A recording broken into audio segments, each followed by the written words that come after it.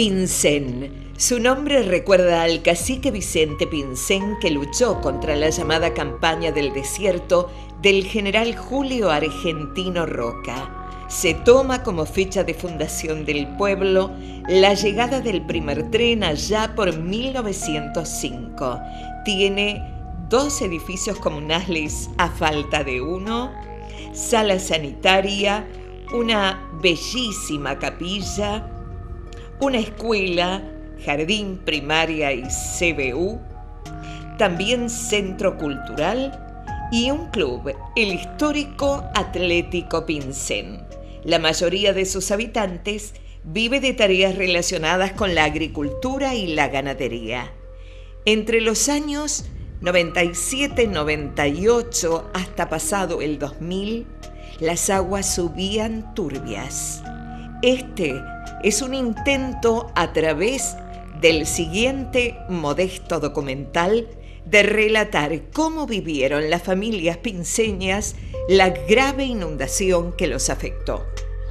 En los años en los que Pincén era un gran charco en el que se ahogaban las esperanzas de productores y pobladores, desde este edificio ubicado a mis espaldas se ejercía el gobierno comunal. Más o menos se hablaba de 1916 que se había habido una inundación, que el río Quinto había cortado para estos lados, que cruzó Jovita. Eso es lo que había más o menos rescatado de gente que había de más edad, que más o menos comentó algo. Pero los grandes anegamientos comenzaron cuando, en el 84. En el 84 ya comenzaron, estaba a cargo de la comuna el señor Maggio, y bueno, y después empezaron fuerte en el año ya 96, 97, que ahí donde hubo el desastre más grande, ¿cierto? Que ya había tomado prácticamente el pueblo, peligró mucho porque el agua ya había una diferencia según hidráulica de 1,20 metros, 1,30 metros de la plaza del centro del pueblo a lo que era el agua que estaba afuera. Usted fue por varios periodos jefe comunal aquí. Sí, 12 años y medio más o menos. Pero le tocaron años críticos. Críticos. Años, bueno, al principio, que eran normales, pero después años muy críticos, que fueron todo el tiempo de la inundación. Fueron años, principalmente fue la primera que yo tuve, que no había ruta, que no había nada, entonces era todo lo único que podíamos sacar a algunos en tren, que viajaba a Huinca-Renanco, cuando se podía pasar a la Laguna de Balduce. Que ese fue uno de los problemas, que el tren pasó hasta que el agua subió arriba de las vías. Claro. Y la gente de acá pasaba para llegar a la localidad de Italó por arriba de las vías, que es el único camino que se podía pasar. Después bajó un poco, Sarroy dio permiso para pasar dentro del campo, entonces ya era distinto. Ya se pasaba por dentro del campo de Sarroy. Ya no estaban tan aislados. Ya no estaban tan aislados, que se podía salir, que se hizo no se arreglaron los caminos, porque en ese momento de los consorcios no eran como ahora, que hoy hay consorcios, hay maquinaria, bueno, vialidad es la que enfrentó todo, y bueno, pudimos hacer el camino para poder salir también a Huinca-Renanco por medio de la calle que pasa frente a Lesica. Exactamente. Ahora, en la zona rural, un gran porcentaje de campos inundados. Y más o menos, el campo mío eran 375 hectáreas y habían quedado algo de 52 hectáreas. Con eso le puedo cultivables. Decir, cultivables. No, cultivables tampoco, porque esas 52 hectáreas eran que entraba un animal y se enterraba. No quedó nada. Se empantanaba. Quedó un pedazo que era una loma donde estaba la casa, la entrada de la casa, que daba a la calle de la María Luisa, que le decimos nosotros. Que de ahí se arregló, y otra salida que tenía la gente después para Jovita. Se pasaba por dentro de los campos, ¿no? Y los productores caían en el desánimo, en la desesperanza, y sí, muchos de ellos, imagino, en la quiebra. Porque no podían cultivar, las vacas, algunas empantanadas, no tenían que comer. Sí, no, fue algo desastroso porque, bueno, la parte más perjudicada fuimos tal vez la sociedad nuestra, porque era el campo que más inundado estaba. Y teníamos totalmente en ese momento hacienda de cría. Entonces, bueno, para sacarle esa hacienda había que cruzar la laguna y una la cruzaba la vaquicría. Pero después 2 lagunas ya no la cruzaba más, porque eran muy profundas, había que fuerza de perro y bueno, hubo un desastre, se morían terneros, se morían Unas pérdidas cuantiosas. en ese momento. Señor Masazo, ¿y el gobierno nacional y el provincial en esos años cómo se comportaban? Y se comportaban, mandaron todos los medios para poder solucionar en el momento la situación, ¿no es cierto? No se pueden hacer obras de un momento a otro cuando no se hicieron primero. Ahora claro, y después en el momento no es fácil hacer una... Cuando le dieron más o menos solución que con una zanja que iba a llegar hasta el río Quinto para poder con bombas sacar el agua, no se terminó. Vino la inundación antes, justo había un año ahí intermedio que había bajado, se empieza ese trabajo, pero llegó la inundación antes y ya se veía que se venía. Y bueno, porque ya hasta los campos de atrás ya no resistían más el agua, entonces se hace eso. Pero el problema fue que el agua empezó a salir antes de que se pusieran las bombas para ya tirarlas al río Quinto, porque la diferencia que había de esta localidad de Pince al río Quinto era solamente 6 metros. El agua iba, pues el canal bien, que después pero fue un desastre, rebalsó al no tener, que no dio los tiempos. ¿Y quién gobernaba la provincia en esos años? El Finón Mestre, doctor Mestre. Ramón Mestre. Ramón Mestre. Bueno, después hubo el problema cuando ya hubo el cambio, sí. Que salió hasta en los diarios, que tiraba el agua y tal o Pinsen, bueno, porque se revienta, se había hecho un terraplén, pero claro, el terraplén no puede aguantar en un lugar que el pueblo ya estaba que se inundaba ese momento. Hicieron un terraplén y ese terraplén revienta, pero había almacenado atrás más o menos 2.800 hectáreas de agua, con un nivel... ¿Atrás dónde? Cuando usted dice atrás. Atrás de la localidad de Pince y Ajá. hacia atrás. O sea, toda la laguna comprendía la laguna. Llegaba desde acá hasta decir más o menos 3 leguas. Cuando se abre los médanos de Biasi, viene un golpe de agua porque la laguna que estaba atrás era más o menos 1.000 hectáreas. Entonces viene un golpe de agua que nosotros no la esperaban, pues agua en menos de 2 días, ya yo lo comenté por radio y todo, bueno, no se sabía lo que podía producir, porque eran una cantidad de metros de agua que se venía con una fuerza terrible. Y ya estaba todo completo, ya estaban poniendo bolsas para contener el pueblo. Que incluso dicen, comentan que se llevó un funcionario, no sé si de la DAS o de Vialidad, que estaba como supervisando... Gente del campo que estaba... Sí. Estaban trabajando justo cuando abrieron. Ajá. Se y comentó se después, lo llevó la correntada. Y claro, cuando empezaron a abrir, lo llevan medio la correntada. Ah, era un productor. Un productor que estaban abriendo, porque fue abierto por productor. Claro. Decimos la verdad. Sí. Los famosos canales clandestinos. Clandestinos. Yo recuerdo horas y horas de cobertura radial, porque eran tumultuosas las reuniones y era como que se había roto, digamos, ese pacto de solidaridad tan evidente entre ustedes, los pobladores de pueblos chicos, ¿no?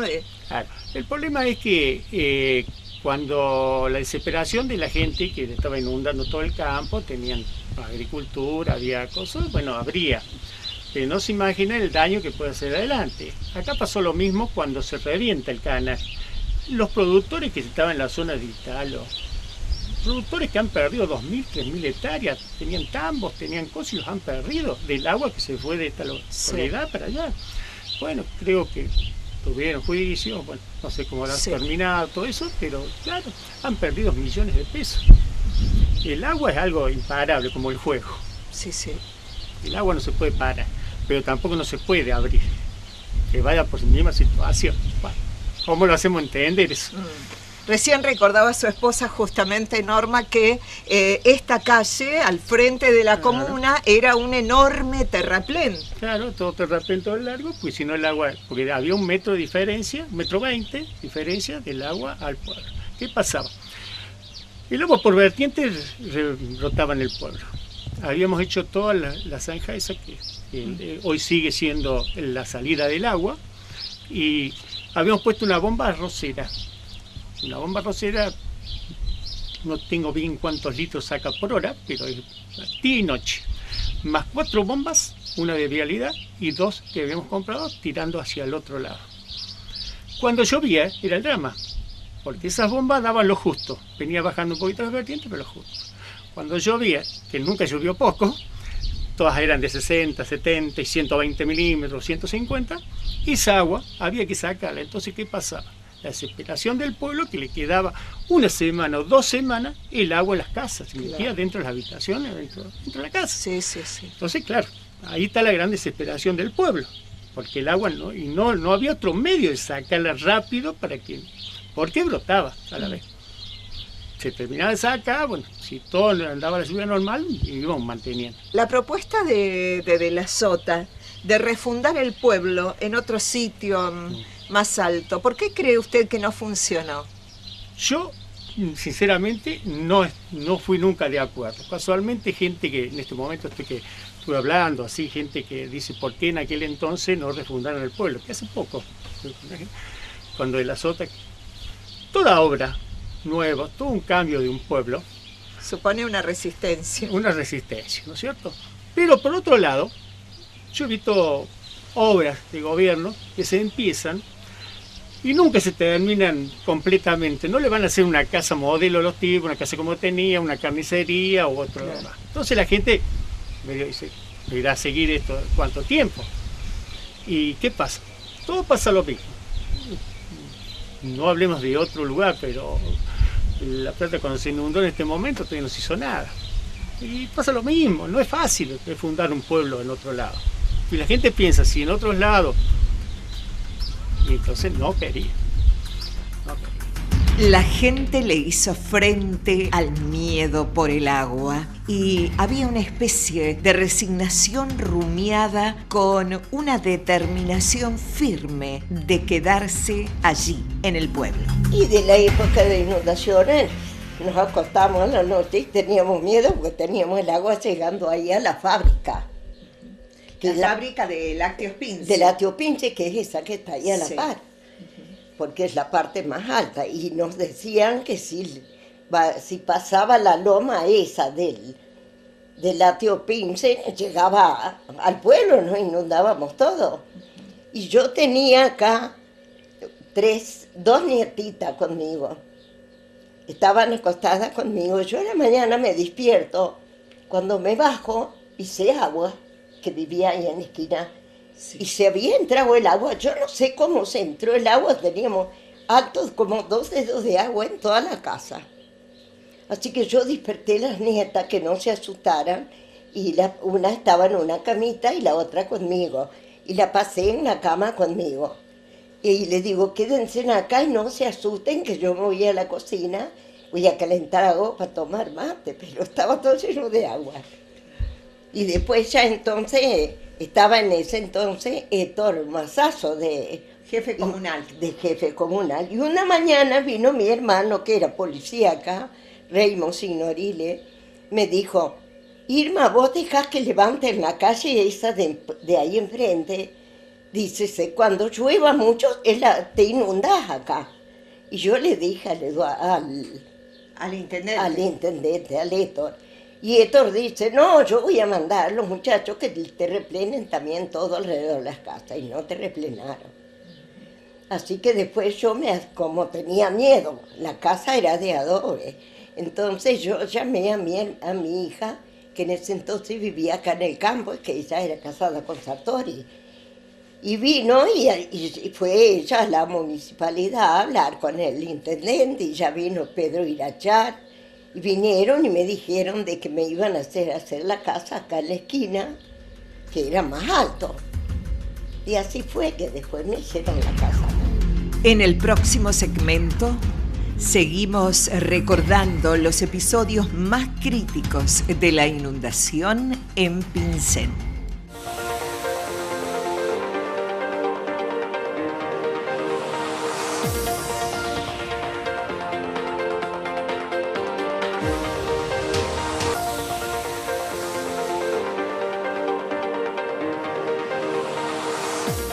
En Inundaciones, un problema ambiental en el sureste de Córdoba y noreste de La Pampa. Las docentes de Huinca Renanco, Liliana Raca y Roxana Rizzo, expresan: grandes extensiones de campo dedicadas a la explotación agrícola-ganadera han sido afectadas entre los años 95 y 2000 por inundaciones. La topografía de la región, las modificaciones en el ecosistema y en el régimen de precipitaciones han producido en una zona históricamente de riesgo nuevas y extensas áreas inundadas, determinando significativas alteraciones físicas, económicas y sociales. El señor Roberto Guita, uno de los más perjudicados por aquellas inundaciones que tomaron varios años en realidad, Sí. desde el 97 hasta... Y la primera fue creo que en el 84, Eso. pero no fue tan grande esa. Ujú. Después la otra 94, 92, por ahí fue esa. Esa fue la más brava, la que más cantidad de agua trajo, ¿viste? Y en el 2000 también. En el 2000 también, pero en el 2000 me parece que no fue tanto. La más complicada, porque una que no estábamos preparados tampoco, que hubo que hacer todo, barricadas ahí en contra de la fábrica, y bueno, Sí, terraplenes, terraplenes. sí, colaboraban un poco de que... Era la lucha cotidiana Claro, contra el de agua. de todos los días, ¿viste? Y la amenaza constante, Es ¿no? constante porque teníamos el agua ahí en la esquina de la fábrica, ahí donde está la ruta. Así que... Y a usted concretamente... No, el agua, sí. en las habitaciones de atrás estaba... Yo me amanecí con todo el agua un 20 o 25 centímetros adentro, porque yo estaba todo completo. Acá en la carnicería no, pero atrás, que las habitaciones más bajas, no. Y las sacamos, yo tiraba con un balde para afuera y un bombeador, y brotaba entre la junta de los mosaicos, brotaba así para arriba, como tipo regadera, así, chorrito. Como un surgente. Sí, como un surgente salía, sí, la napa estaba arriba, no había nada que hacerle. Y acá también ahí en la calle veíamos con Graciela Llegaray, que también hacía lo mismo, que brotaba el agua así para arriba, de abajo, salía. Y usted escuchaba en su negocio, supongo, las historias de todos los días de la gente, los productores que tenían sus campos anegados. Sí, ¿Cómo sí. eran aquellos días? ¿Cuántas anécdotas tendrá, don Guita? Lo que pasa es que, claro, la gente estaba muy preocupada porque no teníamos salida, para traernos el gas teníamos que ir ahí al frente del Bajo de Masi, cruzar, el gas venía hasta ahí y había que ir de acá a buscarlo. La mercadería lo mismo, porque en ese tiempo no estaban las rutas todavía. Claro. A esta sí, la otra sí, la primera fue esa, la del 84. Claro. Nos perjudicó a todos, porque toda esta gente de acá de la María Luisa y todo empezaron a ir a Jovita, porque si no tenían que abrir 20, 30 extranjeras para venir, y porque había que venir por los campos. Así que directamente empezaron a ir a Jovita o a otros pueblos, y ya Pince fue cayendo en un pozo, en una palabra. Claro, Sí, y comercialmente también. claro, comercialmente le estoy hablando, claro. Y a usted lo perjudicó en la Más carnicería, vale, claro. a mí y a todos, acá había unos negocios que trabajaban bien, y la panadería trabajaba bien, pero sin embargo, claro, Se se sintió el impacto, cimbronazo. claro, se sintió el impacto, sí. ¿Y se fue mucha gente de acá en época de inundaciones? No, muchas no se fueron, pero... Resistieron como pudieron. como pudieron, sí, no, muchos no. No, acá la gente se va porque realmente no hay fuente de trabajo. Usted vio que ahora, por suerte tenemos la fábrica ahí de leche. Lácteos Pince. Lácteos Pince, pero es lo único que en los campos no queda más nadie, todo el mundo da a sembrar y todo eso, así que estos pueblos... Y no podemos competir con Huinca, con los supermercados y todas esas cosas. Es mucha la diferencia que hay de precio. Ahora, volviendo a los tema. años de la inundación, todos recordamos a su mamá, doña Anita de Guita, que cuando el gobernador vino y dio esa idea o propuso refundar el pueblo, ella resistió, dijo, yo de Pinsen no me voy. Qué sé yo, eso sí. Si llegado el momento se hubiese concretado, no, yo no, me parece que no se iba a hacer realizar eso, pero bueno, qué sé yo. Para ellos era mucho más fácil hacer un barrio en solo una loma y no, qué sé yo, dar acá. Porque acá, pero gracias a Dios, como pudimos salimos. Sí. Sí, sí. Y Dios puso la mano realmente porque no se vivieron situaciones dramáticas por salud, porque estaban aislados. Sí, no, gracias a Dios, no. Cuando los pobladores se refieren a la fábrica, así, con mayúscula, lo dicen por Lácteos Pinsen. Interesante emprendimiento que es fuente de trabajo para la gente del lugar. La señora Irma Laveguerí nos va a contar qué recuerda ella de la época de las inundaciones. Y recordar muchísimo. Todas las mañanas levantarnos y ver que el agua se acercaba. Así que así, agarraba mi maquinita y salía a sacar fotos. A tomar instantáneas. Instantáneas. Tal es así que una vez viene el padre Ariel y le dice a Juan si no lo saca en el camión, que tengo una foto acá, Graciela, que después te la llevas también, con el padre Ariel en aquella esquina, que todavía no se había llenado de agua la ruta, pero en aquella esquina que sería el acceso, ¿no es cierto? Sí. Ya ahí no se podía pasar más.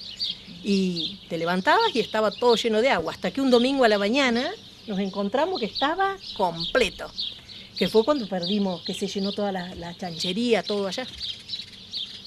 Quedamos aisladitos. Aislados, pero además, me imagino que quebrados, cuantiosas pérdidas económicas. ¿Cuántos animales tenían?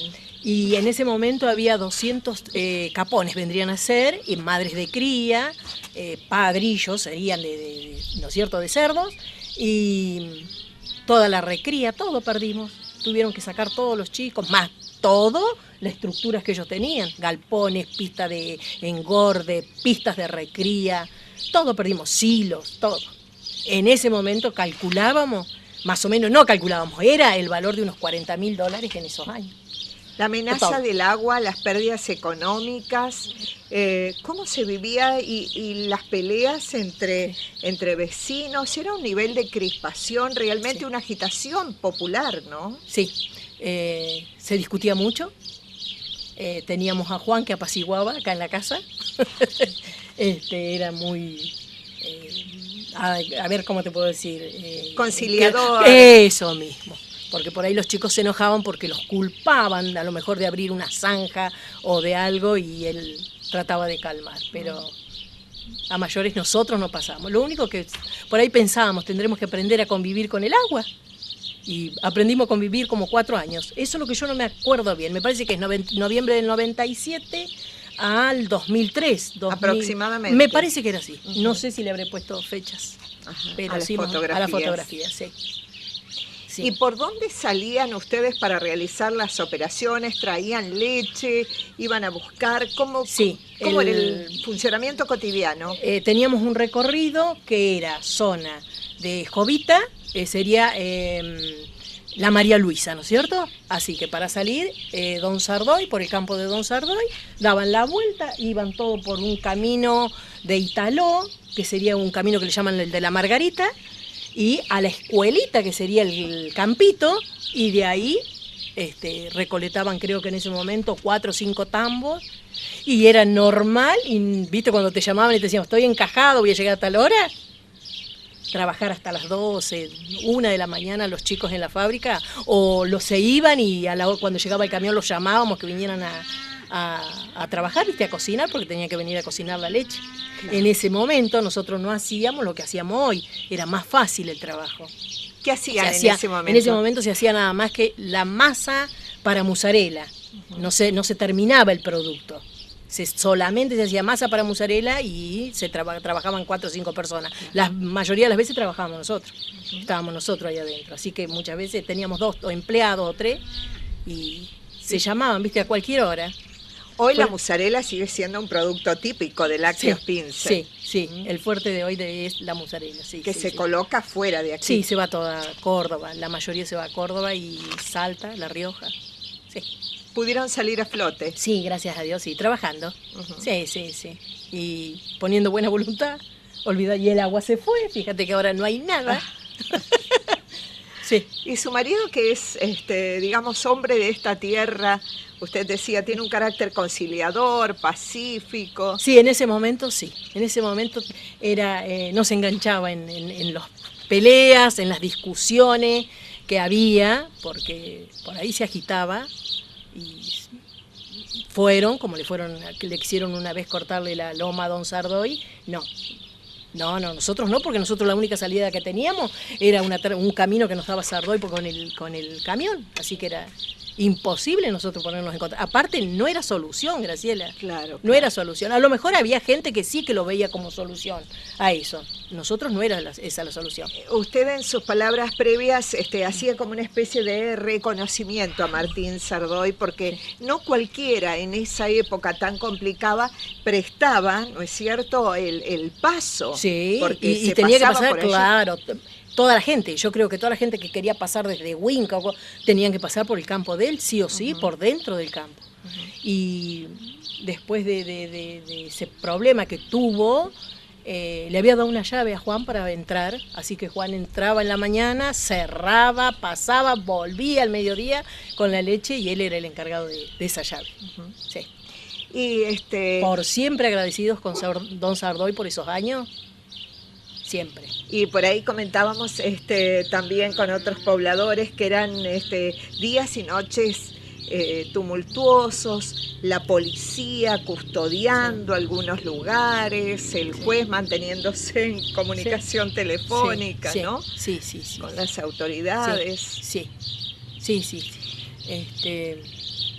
Lo que a lo mejor teníamos que esperar era que el tiempo pasara y llegara él, que no iba a dejar de llover, pero en esos momentos era difícil, y las bombas y la colocación de bolsas con tierra, con arena, eso era parte de la cotidianidad. Sí, vos sabés que los chicos, pensando, y Juan, los chicos, ¿no es cierto?, pensando que lo iban a poder salvar, le compraban camiones de arena en el corralón de don Juan Sartori y traían, habían hecho un cordón, primero de arena, y después ya no se podía comprar más, entonces embolsaban tierra.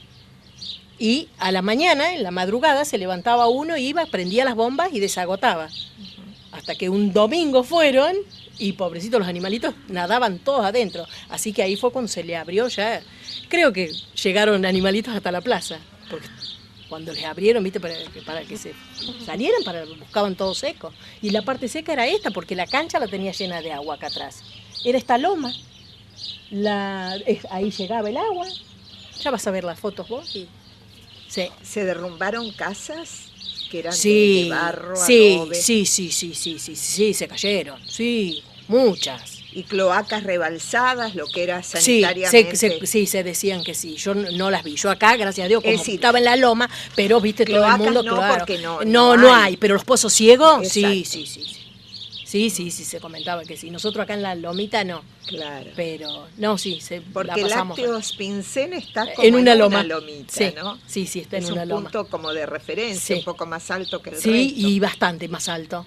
Porque no, llegaba el agua ahí, y te das cuenta porque llega el agua, ¿qué serían?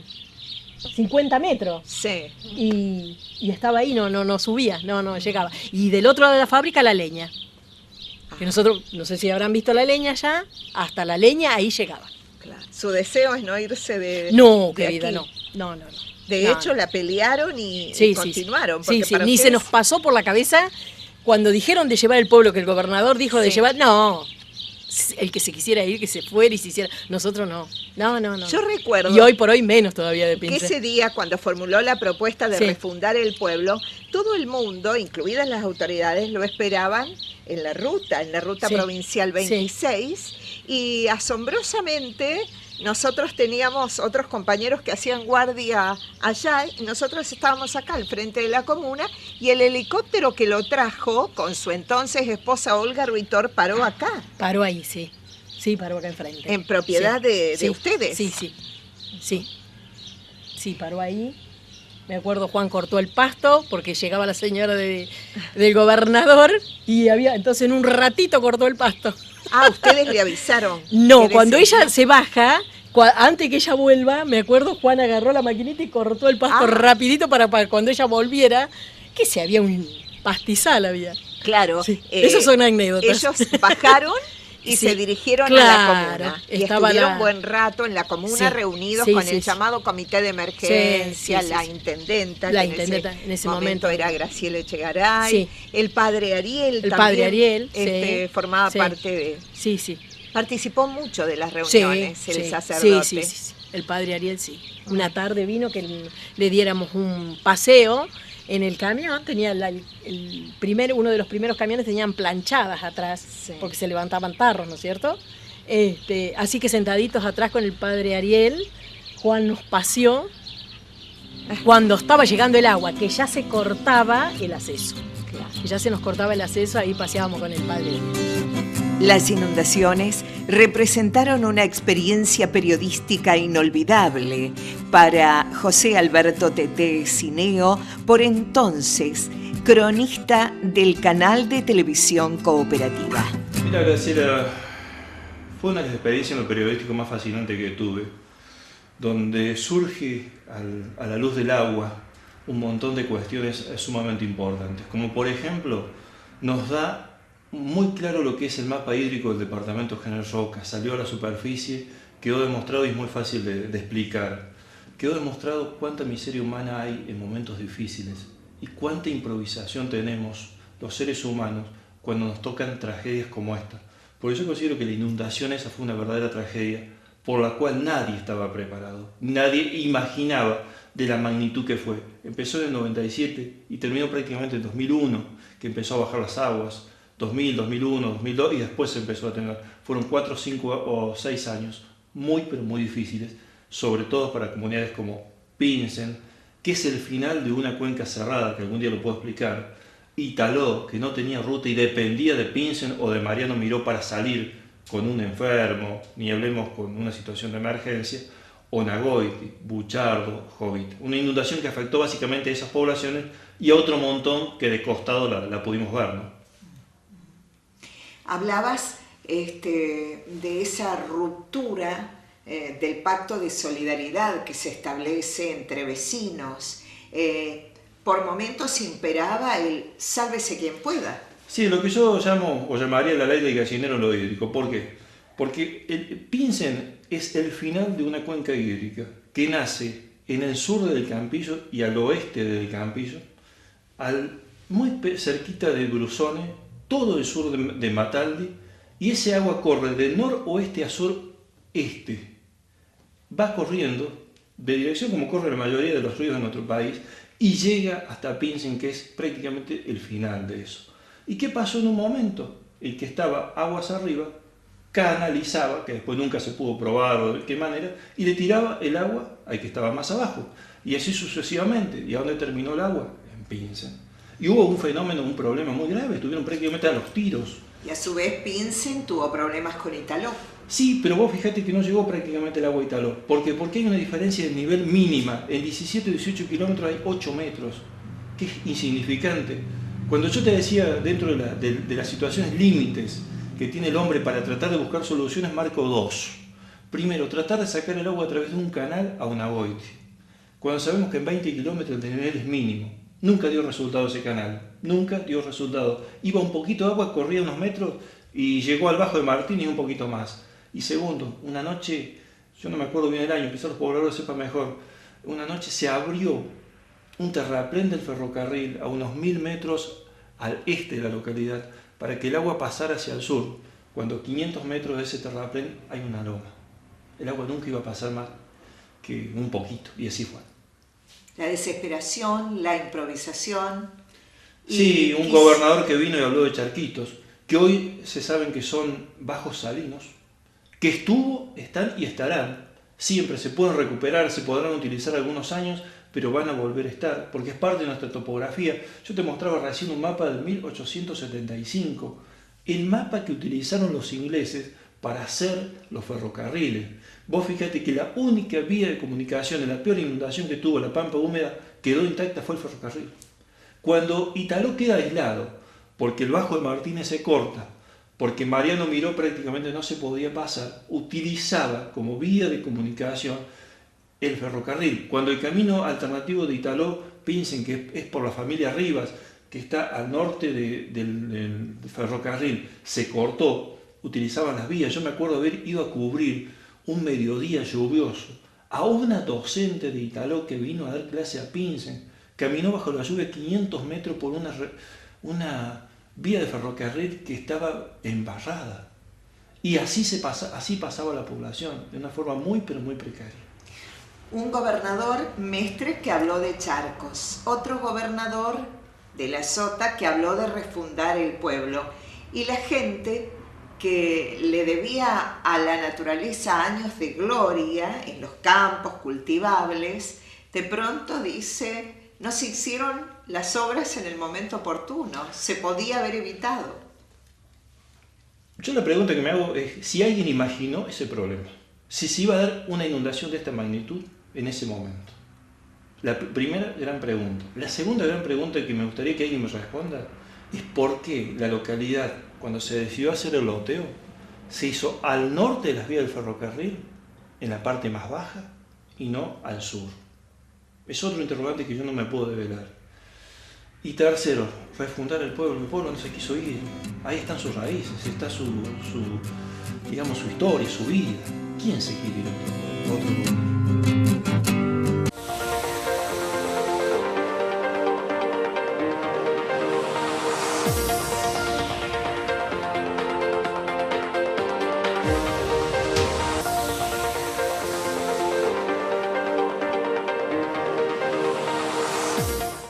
La provincia, durante la gestión del gobernador de la Sota, ejecutó la construcción de la represa Tigre Muerto, Achiras, Las Lajas y El Chañar, además de otras importantes obras de saneamiento hídrico, como la ampliación del Canal Devoto para regular crecidas. En forma paralela, regularizó la situación de centenares de canales de desagües que funcionaban de manera incorrecta. La señora Graciela Echegaray era la jefa comunal de Pinsen cuando el pueblo estaba hackeado verdaderamente por el agua. Realmente, ¿no? Año 99-2003 fue el periodo que estuve al frente de la comuna y la verdad que hoy ver todo seco, sin ese agua, ¿no? Rodeado de canales como estaba en aquella época, la bomba en el extremo de la localidad noroeste, que nos levantábamos a la madrugada y entre todos hacíamos como la guardia, ¿no? De ir a ponerle combustible a las bombas. Y bueno, todo fue pasando y quedan como la nostalgia, si mirás las viviendas todavía con ese vestigio de las inundaciones y las secuelas que le quedan a uno, ¿no? A toda la población en general, más allá de que los viejos de apellido, digo yo, nos fuimos como yendo del pueblo, cualquiera que haya vivido esa parte, la verdad que es un recuerdo imborrable, ¿no? Imborrable. Claro, cuando se dio el agua, bajó el agua, quedaron los efectos. Exactamente. Mucho tiempo los campos sin poder producir. Blancos de sal, sin producir. Habrán visto ustedes a la entrada que la ruta estaba tapada, tenía 50-60 centímetros. Hoy esos campos están medianamente recuperados, hay animales, y todo lo hizo la naturaleza, porque la pelea del momento aquel, me acuerdo que estaba el ingeniero Salamone en la DIPAS, Luis Salamone, como que había que extender un canal que iba a la localidad de Italó. Italó se enojaba porque le mandábamos el agua. En definitiva, se había convertido como una gran palangana, Pincén, porque de acá también escurrían. Recuerdo haber visto las retroexcavadoras en los campos al noroeste. Y bueno, y acá como que se juntaba, ¿no? Y fue como para esta época, un mes de noviembre, octubre, noviembre, que habían llovido 400 milímetros. Entonces no había salida y era como giratoria. El pueblo estaba rodeado de un canal que lo habían hecho, con la bomba tirábamos al otro lado y volvía por las napas otra vez. Claro. O sea, era un círculo retroalimentaba. Exactamente, exactamente. Caminos rurales, vecinales, había lagunas larguísimas, la gente del campo te podrá contar más, pero si el pueblo era de donde estamos parados, las 2 cuadras hacia el oeste, repletas de agua, que duraba días. Como que de la plaza para el oeste estaba inundado, para el otro lado no tanto, pero ni bien salíamos al acceso, que no podíamos salir, estaba todo rodeado de agua. Entonces un tractor sacaba al otro y sacaban las máquinas y bueno, era un tiempo como de más solidaridad también, ¿no? Estábamos todo en esto y nos teníamos que ayudar como solos, ¿no? Y también esa discordia con el pueblo de Italó, que siempre se generó eso de que le tirábamos, entre comillas, el agua. La verdad que uno lo mira a la distancia y bueno, nos queríamos salvar nosotros, ¿no? Yendo en el tiempo más atrás, habrás hablado con el Sardoy, la loma de Sardoy, cuando Pepe Vaquero estaba en Vialidad, creo, en esa época. Sí, en Vialidad. Bueno, también que no se llegó a... ¿Te acordás que fue un momento de mucho nerviosismo? Mucha agitación, sí, ¿no? Sí. Qué sé yo, uno trataba de... Queda como individualista, es decir, salvarse uno, pero era salvar al pueblo, en verdad, creo que más o menos estábamos todos los pobladores en esa misma sintonía. Y eran los tiempos en que, bueno, usted bregaba acá, Edmundo Racetti en Italó, luchando por el aislamiento, porque si había algún problema en el ámbito de la salud, no se sabía para dónde ir, porque los caminos estaban... Ir a Italó era como una odisea, que eran 15 minutos, 20, camino de tierra. Ir a Huinca, en este acceso no se podía salir y el otro lo teníamos que cuidar. Sí, momentos muy complicados, muy complicados. Muy también, si bien con Italó había esa cosa de los pobladores, éramos compañeros también los intendentes en esa época, ¿no? Jovita, que también estaba muy inundado, Jovita, hacíamos un pozo, Graciela, a 60 centímetros teníamos agua. O sea, la napa freática estaba ahí y ya estaba revolada en aquel entonces. Y éramos compañeros, nos ayudábamos entre nosotros, ¿no? Pincén era una isla de tierra rodeada de terraplenes y canales, a donde iba a parar el agua que caía sobre el pueblo en cada día de lluvia. Pincén se había convertido a la vida acuática cuando el agua de las gigantescas precipitaciones que eligieron el sur cordobés se desplazaron hasta la mejor hondonada que encontraron, que desgraciadamente coincidió con el lugar del pueblo. Abel Lino, senador departamental por esos tiempos, nos contaba sus vivencias y su lucha con respecto a las inundaciones. Realmente fue eso. Llegué con inundaciones porque en este departamento veníamos sufriendo hasta fines del año 1996 una seca bastante importante que terminó un 8 de diciembre de 1996, que hizo estragos en una franja donde nos tomó desde Villa Huidobro hasta Buchardo, incluido Huinca, Renancó, Pincén, Italó. Viento despiadado. Viento despiadado que dejó innumerables daños. De ahí empezó a llover y bueno, y empezaron los problemas.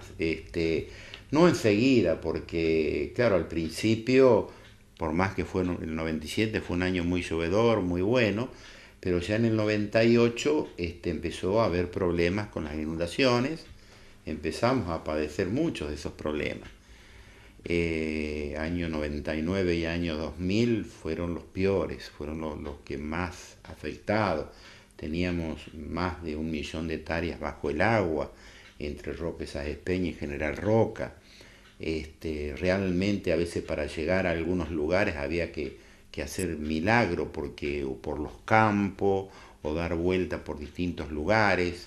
En una oportunidad a Buchardo era imposible llegar, dado de que directo no se podía llegar, estaba incomunicado Cortobante, por la 188 no se podía entrar, y hubo un momento que fue, creo que el año 99, donde la gente de Serrano, para que no le llegara el agua al pueblo, también dinamitó la vía.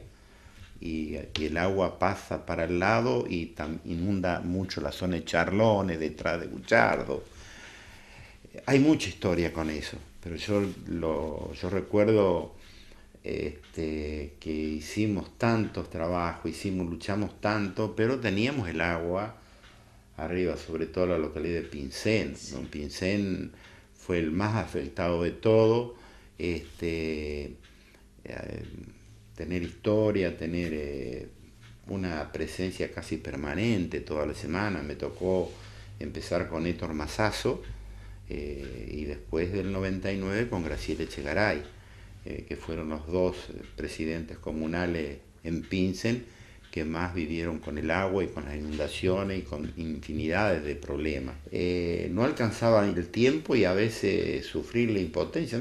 A mí me pasó, sobre todo en Pincén, hasta, te digo la verdad, un día ayudarle a la gente de Pincén a llenar bolsas para que no se le metiera el agua al pueblo, y ver sentado gente grande, sentada al lado en una columna, en una silla, algo, y ver las lágrimas de la gente que se le caía porque tenían el temor, que veían que era una masa líquida que le iba a tapar el pueblo, pero nunca dejaron de trabajar, nunca se dejaron, chicos, grandes, el pueblo ahí no había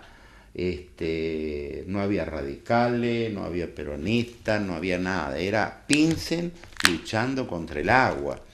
Las autoridades, que nos costaba un montón hacerlas llegar a la zona, después cuando empezaron a llegar con el problema arriba.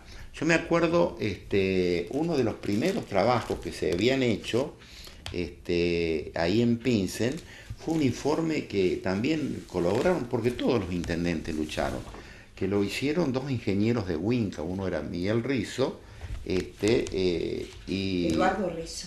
Y el licenciado, el geólogo Oscar Maldonado. Claro. Ellos dos, con la ayuda del intendente de Huinca y de todo, hicieron este trabajo de relevamiento para ver el pueblo, en dónde estaba, cómo podía ser, cómo se podía aliviar. Después, en principio, vino el ingeniero Godino, que era el presidente de Vialidad, a traer máquinas.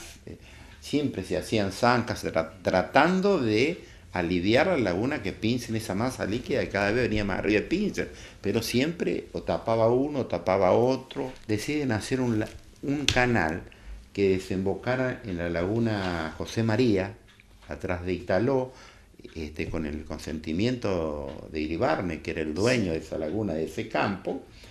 Y después de la laguna José María, para llegar a donde desembocaba el río Quinto, que era el puente que está pasando Nagoites, otra laguna, había que hacer una estación de bombeo y llevarla por bombeo, porque ahí había otro nivel más alto. Y hubo muchas discusiones con respecto a ese canal, si servía o no servía. En definitiva, cuando viene el cambio de gobierno, el canal se para, porque se decía que el canal no era la solución. Al pararse el canal ocurre que, se empieza a desbordar, se empiezan a inundar campos, el agua empezaba a irse para el lado de Italó. Los de Pincén se destapaban para que el agua no le tapara el pueblo, y la gente de Italó lo tapaba para que no se fuera el agua a Italó. incluso llegaba a haber gente armada de ambos pueblos. Yo no me voy a olvidar nunca el día 30 de octubre del año 2000, vino el doctor de la Sota, gobernador de la provincia, sí. Entonces con su esposa Olga Riutor, el ingeniero Salamone ya estaba trabajando con nosotros acá, hubo una reunión en Pinsen, que ustedes deben haber estado. Sí. En esa reunión, después de dialogar mucho tiempo, después de leer los informes que teníamos en las manos, Graciela Echegaray era la presidenta de la comuna, en un momento determinado de esa reunión, Olga Riutor, que era secretaria general de la Gobernación, le dice al doctor de la Sota, ¿y si hacemos un pueblo nuevo en un lugar más alto? Y ahí hubo como una transformación, porque a De la Sota le pareció muy buena la idea, empezamos a averiguar cuántas casas hay en Pinsen, qué se puede hacer. Era el 30 de octubre de 2000.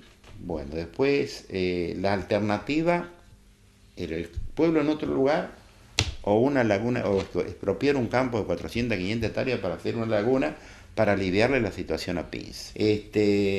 Después de mucho tiempo me acuerdo que incluso para mediar y para estar en eso, intervino el padre Ariel Príncipe de Huincarnancó. Sí. En algunas asambleas fueron coordinadas por Pedro Irachar, toda la población de Pinsen, y yo miraba y veía y no había ninguna posibilidad de que el pueblo se cambiara de lugar, porque uno se daba cuenta. Había muchos que sí estaban a favor, otros que estaban en contra, pero era muy dividido y coso. Tal y así que creo que cuando se hizo una votación, más del 70% dijo de quedarse en el lugar. Plantaron bandera. Resistieron. Y yo creo que... Y después empezó un problema, porque De la Sota no volvió nunca por la respuesta. Entonces yo te vuelvo... uno ve, yo he guardado reportes de diarios, sí. Cosos, pero... Acá ese es el primer trabajo que hicimos, una foto con Gerardo Riveri cuando recién empezamos, que todavía no vivíamos esos problemas. Hay fotos impactantes, no sé si las puede tomar la cámara. Sí. Era un criadero de cerdos con todos los cielos que estaba ahí delante de Pinsen. Claro. Acá todavía no tiene agua. Lo que es Lácteos Pinsen. De la familia Smith. Y en alguna foto también está Juan Smith trabajando en esos... Sí. En esos cosas, pero llegó un momento que era tal la magnitud, tal la importancia del agua, yo quisiera... Diarios de hojas amarillentas. Amarillentas, fíjate vos. Tiempo. A Pinsen no lo muda nadie. Esta foto de esta madre con este chiquito, claro, con una señora de Pinsen, esta otra que está Pinsen, eso pequeño que ves Pinsen, mirá, sí, el agua. Sí. La magnitud del rodeo del agua, eso era terrible. Y bueno, hubo muchas luchas, muchas peleas, pero yo siempre, a pesar de todos los problemas, porque claro, la gente muy enojada con todos los políticos, por todo lo que le pasaba, y sin embargo, yo siempre soy un agradecido, digo, hice muchos amigos en Pinsen, y iba permanentemente, estaba con la gente, estaba en la asamblea, sí, compartía con ellos, estaba en los momentos que ellos trataban de tapar, veíamos y conseguíamos el agua que podía hacer falta, conseguíamos colchones, sí, conseguíamos falta, pero no encontrábamos la solución definitiva. Que hoy yo he estado hace poco en Pinsen y realmente hoy se ve muy lindo, se ve muy bien, y yo pensaba y miraba y digo y pensar que si más allá que la ruta, te vuelvo a reiterar, está más alta, no creo que si llega a haber un problema de la magnitud que hubo en los años 98, 99 y 2000, hasta el 2001, seguramente el problema es para Pinsen, no debe existir, porque la solución no llegó.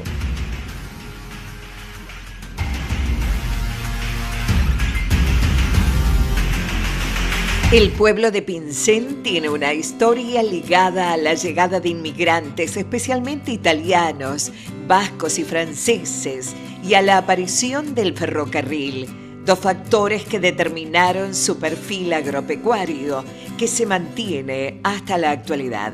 Hoy, desde el ayer, registraba la palabra del actual jefe comunal, doctor Eduardo Riva.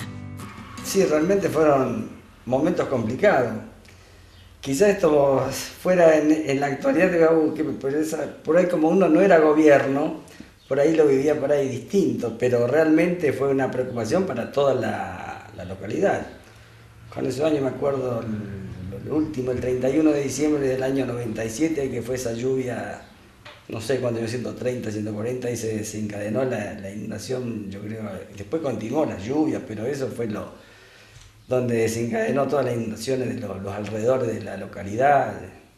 Y después, viste, Graciela, todos los problemas que trae el agua, que ninguno la quiere. Y qué sé yo, bueno, que un canal por un lado, otro por el otro, y sin muchas soluciones, así que realmente fueron épocas muy, muy difíciles para la localidad. Aparte cercados, por ahí sin salidas. Quizás hoy, qué sé yo, tenemos más rutas, más y otras posibilidades, pero esos momentos teníamos salidas por los campos. No, fue una época muy, muy difícil, creo, para la zona, toda la población en general. El pueblo pasó a la historia como aquel que resistió todos los embates del agua, las propuestas gubernamentales para mudarse a un lugar más alto. Eso fue una patriada, ¿no? Sí, me acuerdo, sí, que fue una propuesta y creo que se hizo una encuesta, sí, la mayoría de los pobladores no... Claro, ¿qué dijo? Quizás por ahí se planteó mal, no sé, pero es difícil mudarse, qué sé yo, gente de cierta edad, sacarlo de su casa de años, creo que es muy difícil. Y aparte por ahí, políticamente las cosas por ahí no bien planteadas, qué sé yo, así que no, fue una disconformidad total, qué sé yo. Fue amplia la mayoría de no mudarse, que si me acuerdo, 70, 80, más del 70%, pero la población no quería, creo que la encuesta dio algo de eso. Sí. Pero sí, vino esa propuesta de mudar el pueblo, pero... Desde la Sota. Exacto, en los comienzos del gobierno de la Sota. Por ahí quizás, claro, viendo que no había muchas alternativas a dónde sacar el agua, entonces vamos a decir, qué sé yo, lo mudamos para el gobierno, claro, mudar a un pueblo de cuántos habitantes, de 270, 280 habitantes serían, claro, es muy, muy sencillo la idea para el gobierno, pero no, la gente yo creo que es, y me incluyo, creo que no es fácil mudarse. Yo qué sé yo, en ese momento alquilaba casa, no tenía casa propia, por ahí, qué sé yo, por ahí para mí hubiera sido indistinto irme, qué sé yo, 2 o 3 kilómetros para un lado o para el otro, pero yo comprendo a toda la gente. Y en la actualidad, ¿cómo está Pincén?